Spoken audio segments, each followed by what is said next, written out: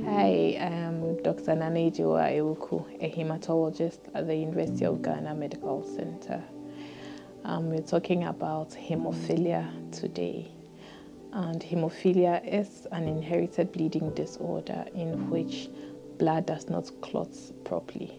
So normally, when someone gets injured, there are proteins in the body that will help the blood to clot so that the person does not bleed out.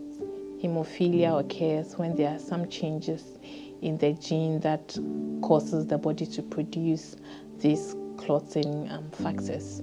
So what happens in hemophilia is because there are changes in the genes, the clotting factors are not produced at all, or they are reduced in quantity. So it means that the blood is not able to clot normally. There are different types of hemophilia, but the common ones are hemophilia A and hemophilia B.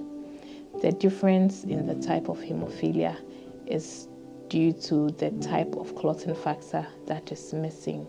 So if you have a type of clotting factor known as factor 8 missing, then you have hemophilia A. And if you have your type of clotting factor, that is factor 9, that is missing or reduced in quantity, then you have hemophilia B. The gene that causes the proteins to be produced is usually found on the X chromosome. So because of that, most of the time, males are affected because males have only one X chromosome. Females can be affected, but it's very rare and it's not something that is common. Some of the earliest presenting symptom or sign is bleeding after circumcision. You know that in our parts of the world, a lot of males are circumcised, usually at birth or a week after birth. And when these male children are circumcised, they bleed excessively, more than someone who does not have hemophilia will bleed.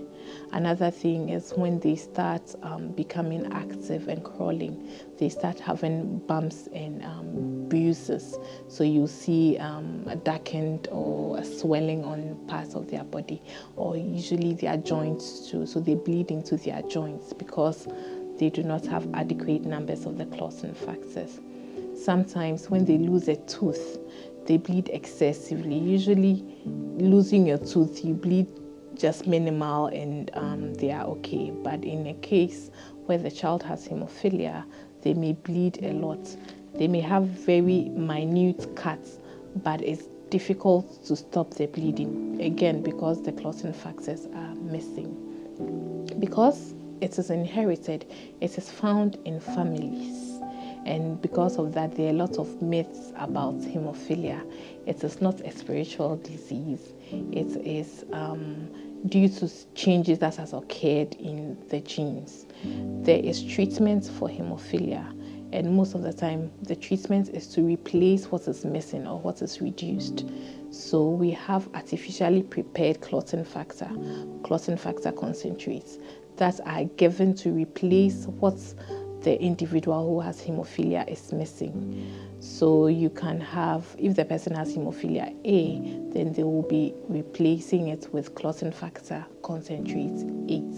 If they factor 8, if they have hemophilia B, then you'll be replacing it with factors 9. The severity of hemophilia, it's dependent on how low the clotting factors that the individual has.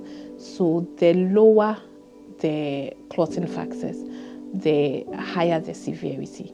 So if it's missing or it's just about less than 1% of your total, what is expected, you have severe hemophilia. If it is between 1% and 5% of what is expected, then you have moderate. And if it's between 5% and 40% of the amount of clotting factors that usually or normally is expected, you have mild hemophilia.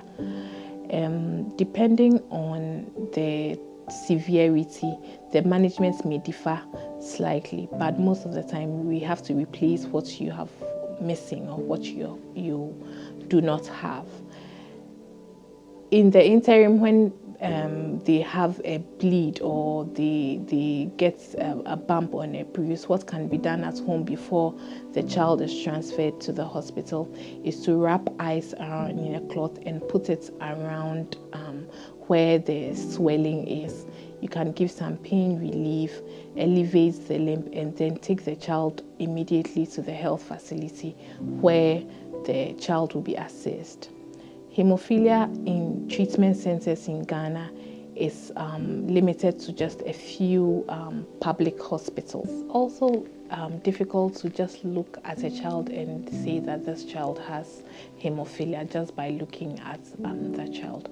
So if you have a child who bleeds excessively that you cannot explain, or you notice that they have swellings or pain in their, especially their knee joints, that you can't really identify the injury or the trauma that brought about that swelling, or they get a cut and their bleeding is excessive as compared to how deep the cut is, kindly visit the hospital so that investigations can be done to exclude whether the child has hemophilia or not.